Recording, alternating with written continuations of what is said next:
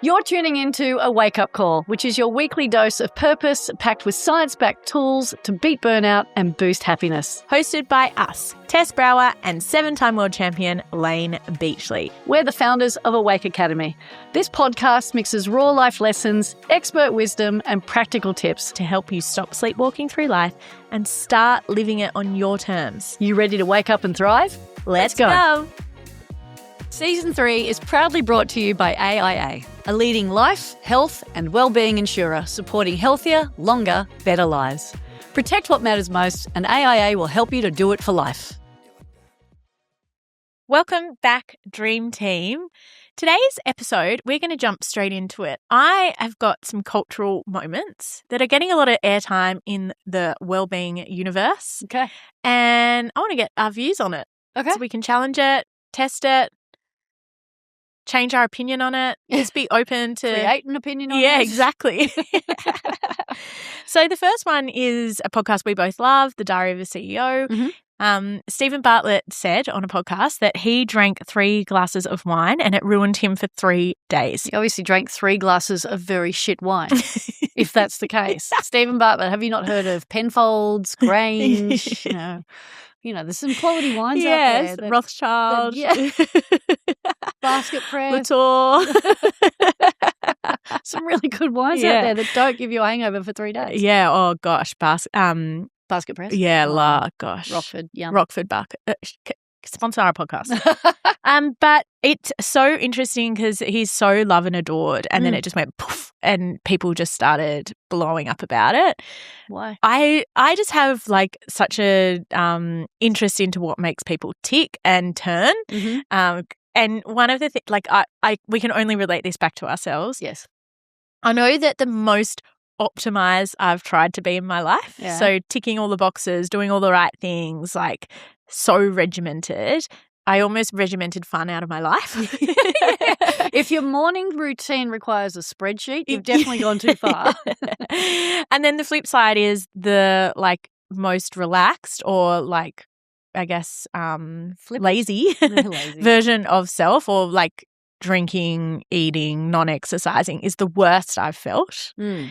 So there's got to be somewhere in the middle where you are still allowed to have a really good glass of wine, maybe even 3, and just let yourself enjoy it.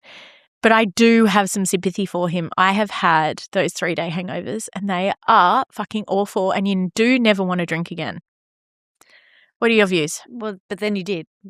Yeah, I know, but I definitely have changed my relationship with alcohol over the years. I've gone from extreme yes, extreme no, balanced in between where I get to choose, so it doesn't control me, I can control it.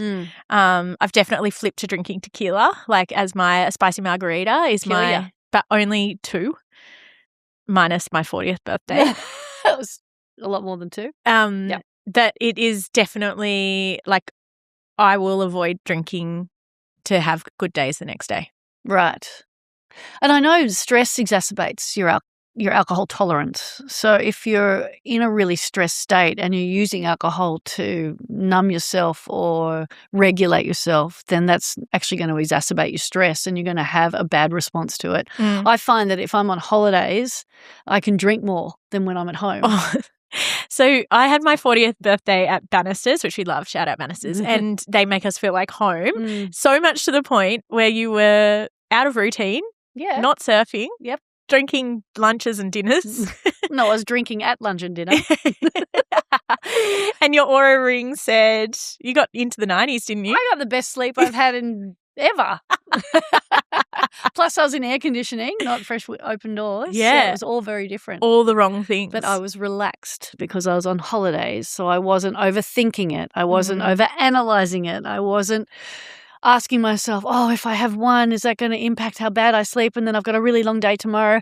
I feel it all comes down to your intuition. Like, ask your body. Because sometimes it's a default response. We come home, we've had a shit day, and we just reach for a glass that leads to another glass. And before you know it, you've drunk a bottle of wine on your own. And I don't have that. I haven't done that. Yeah, I have. Yeah. And it never results in a good moment. So what are you drinking for? Yeah, exactly. But now it's about, for me, look, it's about I just drink when I feel like it. and I trust my body. So if I take a sip of wine and it stays here, it's literally, no, you don't want that. Yeah. You don't need it. Or I've come home from a big day and I'm thinking, God, I could really do a gin and tonic, and I'll just smell the gin and my body, it has a visceral response to it. I'm like, okay, no, I don't. What I'm really looking for is just something else other than water. So kombucha or sparkling water with some hydration salts, just anything other than. Yeah, there are so many good other drinks. It is about the routine. Yeah. What I love about this conversation is when you have a public figure, like a face, and you make these big statements, and they clipped it up and clipped it as so like clickbait. Yeah. And everybody took to it. Like it's been trending on in social media world. Yeah. What does that feel like from someone who has a face and a voice when you make these big statements? What does that mean to you? Like, is this a good statement for the world? Or, like, how do you think the world is reacting to this? I believe that because we're all energetic beings, the world is reacting to the energy behind it. They're not actually reacting subconsciously. Not many people who are Twitter trolls or, people who want to comment. Keyboard warriors. Yeah, keyboard warriors. Are looking after themselves. Well, I don't know how self-aware they are. Yeah. But I believe that because we're energetic, we respond to things that feel inauthentic or just feel way too far-fetched to be real. It's from the look of this, from my perspective, it's kind of like optimization turned obsession, and not. How many people can relate to that? Well, there's a couple, like Brian Johnson, for example, who can relate to that. He's gone to the extreme lengths to prolong his life and invest in everything longevity, but he can spend millions of dollars on himself doing that. But when it comes to drinking 3 glasses of wine and then suggesting that it's ruined 3 days of his life, what message is he really sharing? Because the Diary of a CEO is all about inspiration and relatability and a little bit of hustle. A little bit of hustle, yeah, exactly. But what was really interesting is he did an interview recently with someone in the self-development space, and they were talking about where can you do things better, Steven? And he's like, well, I feel like, talking about hustle, I feel like where I know I can do things better is in my loving relationships, in my intimate relationships. So it sounded like he's adopted this all or nothing mentality, which is what most hustlers do, right? They think, okay, if you have this belief that if I do this, it's going to equate to that, then you choose one or the other. You can't find a middle ground. And that's where this has come from, I believe. He's optimizing himself to the point of now he's suggesting drinking shit wine. Well, obviously he drank the wrong wine. I mean, duh. But I think I feel that we've cottoned on to the lack of reality behind it. It's real for him, so good for him. But I don't really have a strong opinion either way of whether it's good or bad. No, and what I really do love about this is it's ignited a conversation to your point around energy. Yeah. I feel like everything is maxing, sleep maxing, like life maxing, exercise maxing. Everything is like life maxing. Yeah. And we sit in that tension too. Like we're trying to grow ourselves and make our lives better and more liberating and free and all of those things. And then you edge too far and everything becomes about data, not intuition. It becomes about you end up just being a guinea pig to everything, like peptides and like supplement overdrive just to optimize for what? Yeah, exactly. So the thing that my challenge is how do we take the pressure off people so that you can have a life, enjoy a glass of wine and not feel the pressure that you have to get the perfect sleep score every single night.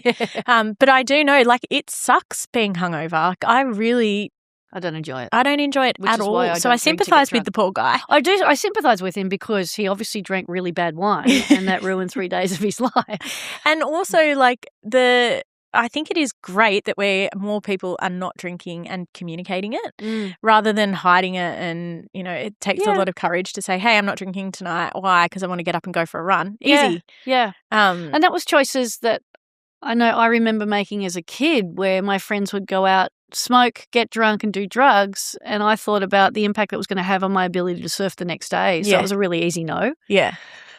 Whereas what is it that we're trying to tell people today? It's all about doing it sustainably. Yeah, it's so what you can work more. It's about what you can handle and what you can manage without it compromising or costing elements of your well-being in your life. So if you want to enjoy one glass of wine and you know it's quality wine for a start and it's not going to negatively impact your performance, your sleep, your mental state, your ability to parent the next day. Your ability to parent. Like if you have the capacity to stop at one, then go for it.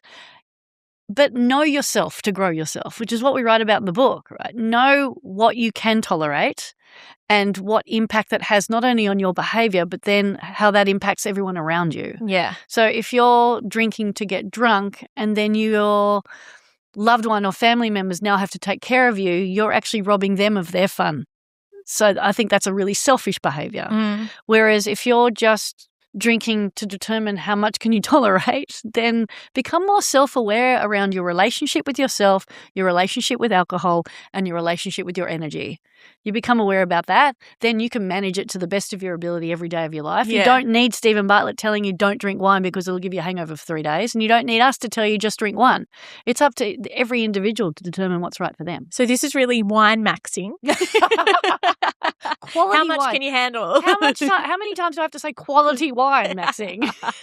This is nothing in a cask or... I don't think he was drinking cask wine. No way. So we have a doctor coming up and she's going to bring on some research around alcohol and helping us understand what it actually does to the brain and to the body. But we have been drinking for thousands of years, or in around a fire, around connection. So there is a real place for escapism, I guess, in a way, and even tribes are still doing it in their own particular way. So I do feel like it's within us. There is a line, and obviously 3 glasses is his. Is his line. He crossed it and he paid the price. But it did ignite a really important conversation: is have we taken this too far? So we will find out from a science perspective. What soon. Optimisation, have we taken it too far, or alcohol consumption? Yeah, because we know we've taken alcohol consumption too far. Have we taken optimisation too far? Oh. And someone who has is my next one, Brian Johnson, the Don't Die. So he spends millions of dollars to stay alive. Now, he wants to stay alive to over 100, right? Yeah, but where's the fun in all of this? Is there any fun in it? I think he's having fun. Maybe aging is not fun, so therefore he's not allowing himself to have any. Yeah. It's so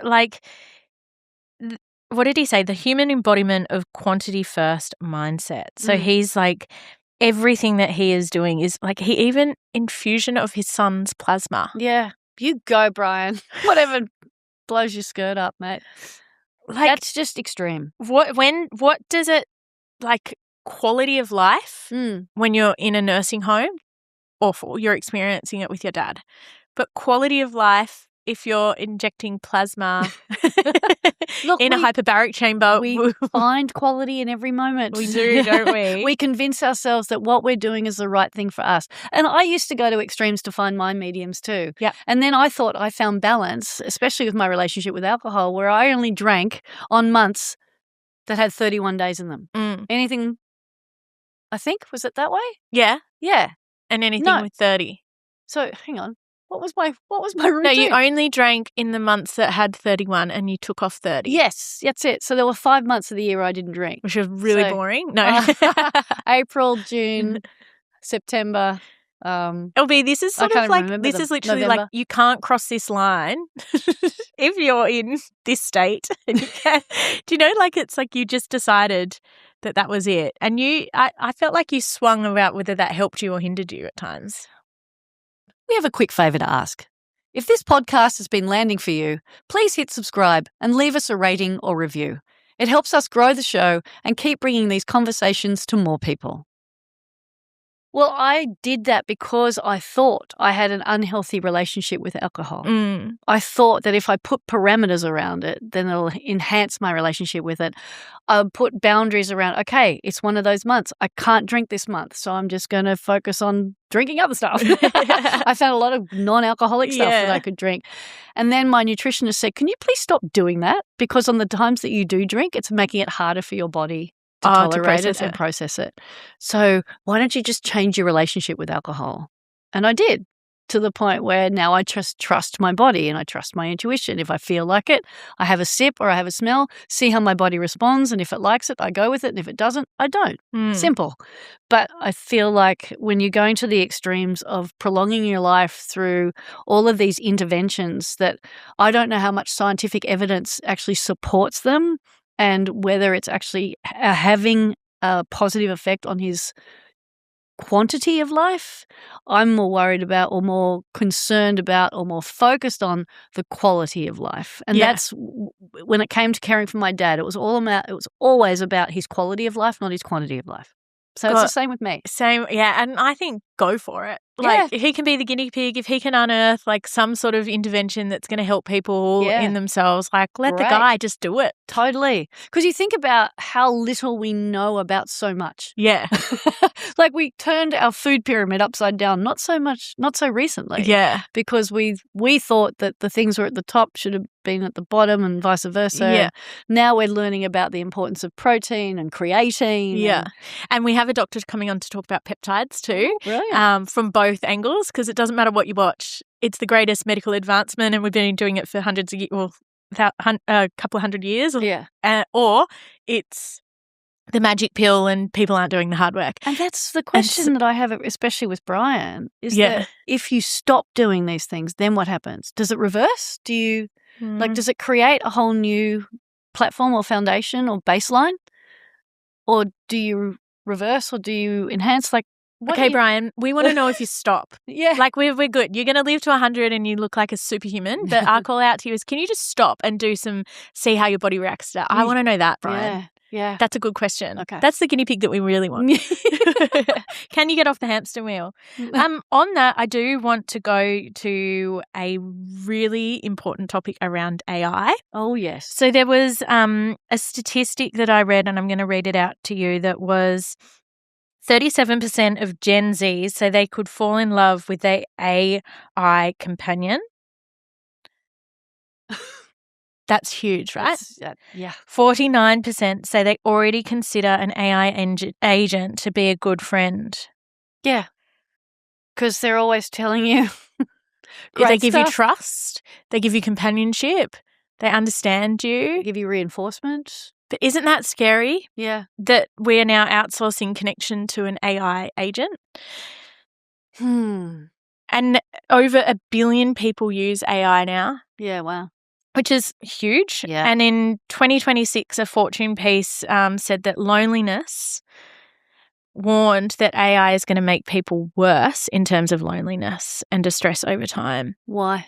How? Well, because we're outsourcing it to fundamentally, you know that's a bot, well, an AI agent. So you're going to get more lonely in the relationship that you have with your AI agent. Therefore, all you've got is her or him, whoever talks back to you at the time. Yeah. But they're so understanding. I listened to a friend use it. They work shift hours and they want to decompress at the end of the day and no one's awake.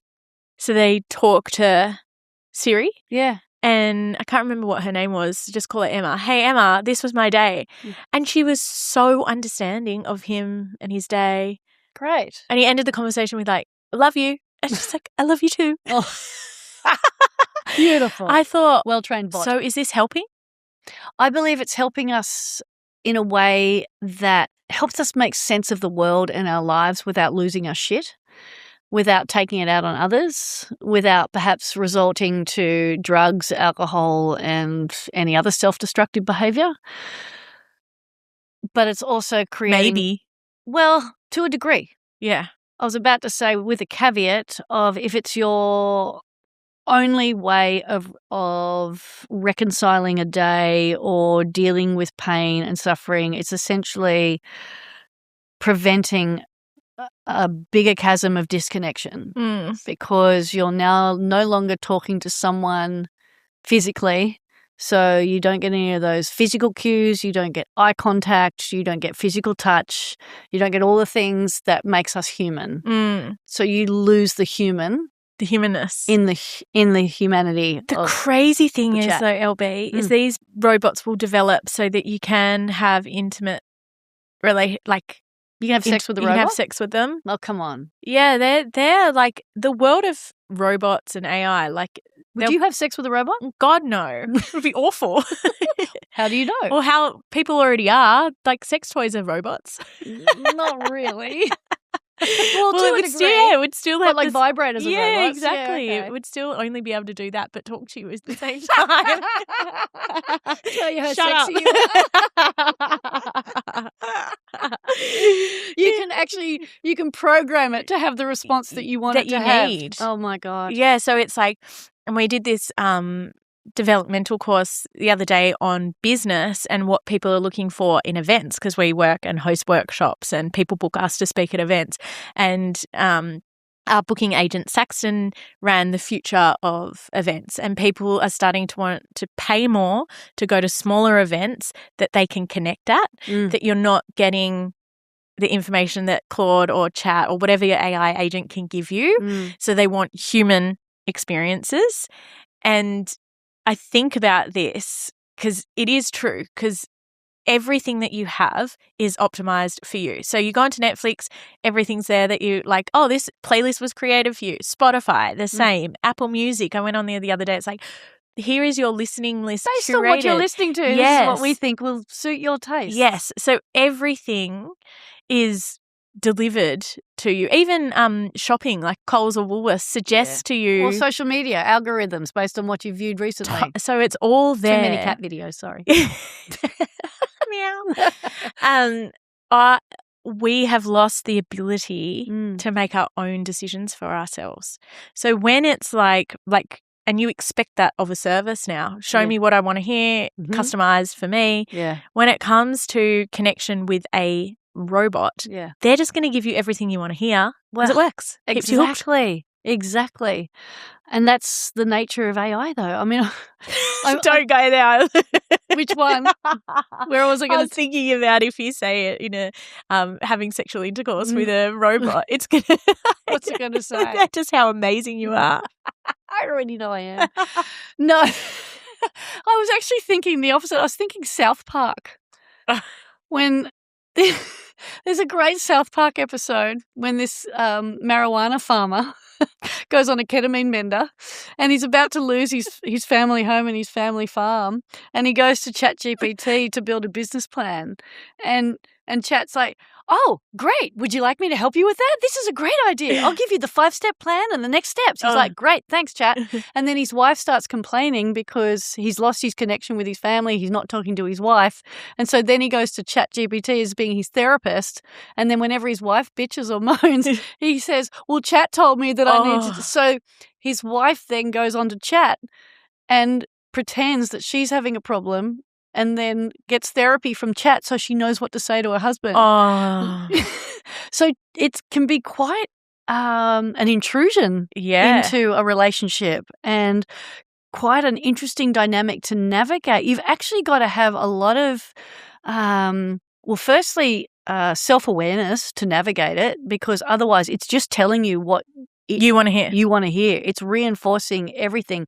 It sees the best in everything. It never really challenges you unless you ask it to. Yeah, you need to ask it to challenge. Yeah, you need to be the manager of the bot. You can't let the bot manage you. But have you asked it to help you with your relationship with KP? No, never. I've never even thought of that. Yeah, we should do it. We'll report back. But the way that I use AI is I construct something and I build it out, and then I write something and then I ask it to sharpen it, or I ask it to condense it, or I ask it just to make it a little bit more inspiring. So I'm always giving it prompts, but it's prompts from my work, not its work. Yeah. Because it doesn't always get it right. No. And it makes it up as it goes along. And I think about, like, apparently if by the end of the day, like, you've just carried on as normal, we've used AI or an agent at least 8 times without us even engaging in it, because just so many businesses have adapted it into their business. Right. And we're in the business of human connection. So I think about this all the time, is like, how can we get better at connecting humans to humans? Because that is our edge. Our edge is using AI to be more productive and to, shortcut the struggle. Yeah. But then the importance of us all getting together. That's what scares me.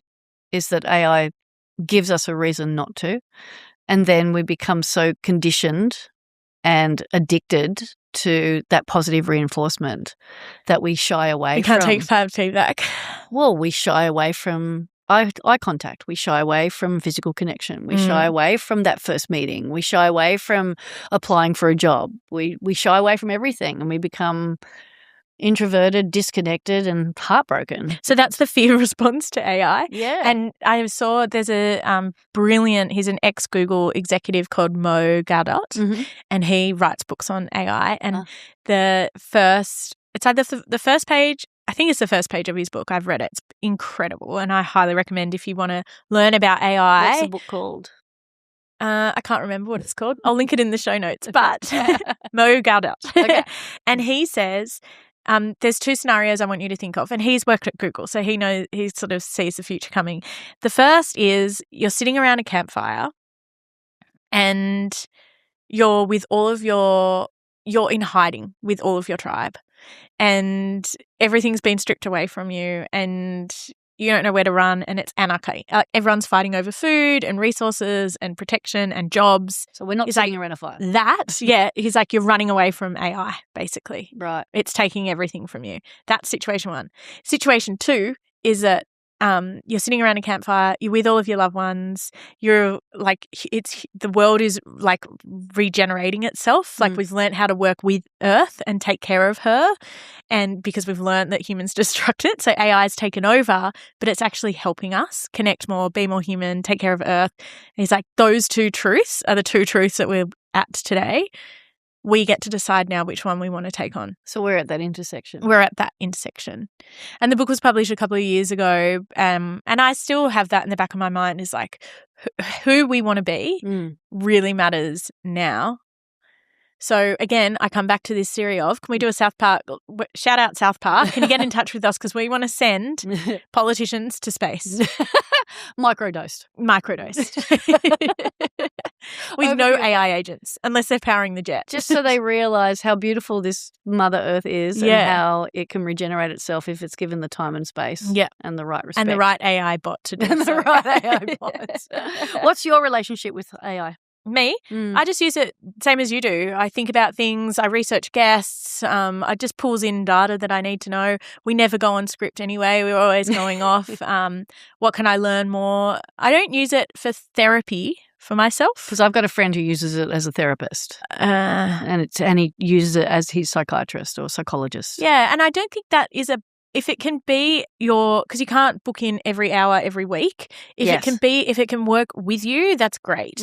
I like to use it because I'm curious about horoscopes and energetics and all it. Like I like it putting a blueprint together for me and understanding who I am inside in a compass.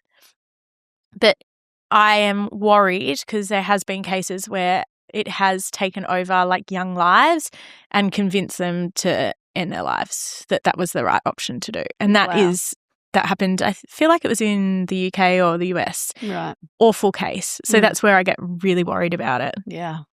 So similar to social media, it needs to be perhaps regulated for certain age groups for brain development and self-awareness and identity. Yeah, and I do know of some really good places for it. Our friends in a business we know created a journaling AI agent in the US because kids couldn't get to therapy, and they were using it to triage teenagers who really needed help. So it would scan, it wouldn't read, it would scan and flag high risk, and then that child could get triaged really quickly into getting help. Right. Because we do have a therapy shortage. Yeah. So I do like it for that.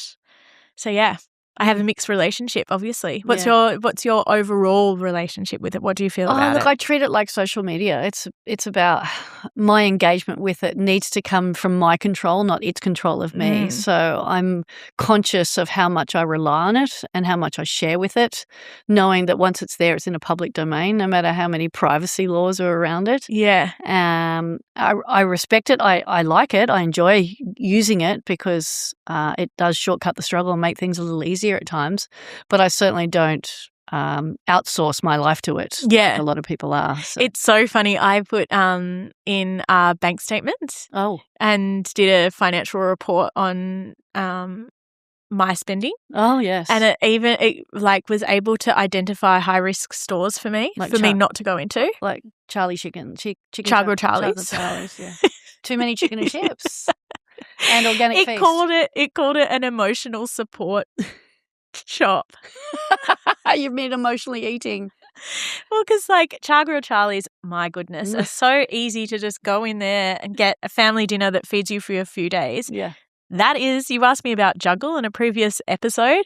They're the things that just make the juggle a little bit easier. Mm-hmm. But yeah, it said I was going in there on like a Friday afternoon or a Thursday afternoon, which is funny because that's when we record or work. Mm.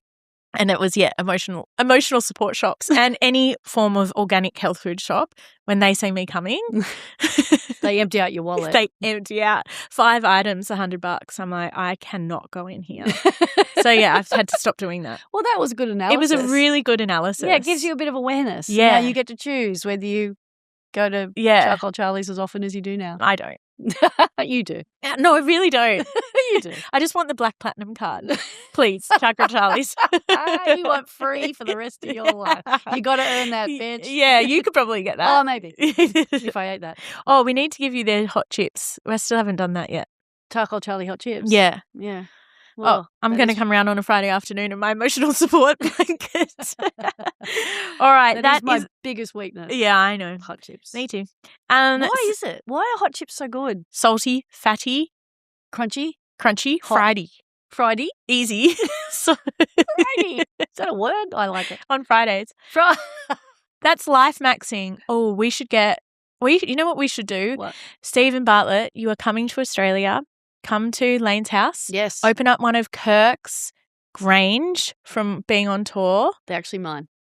Layne's Grange from being on tour. What world title would you open for him? 1998, my first world title. Okay, will we?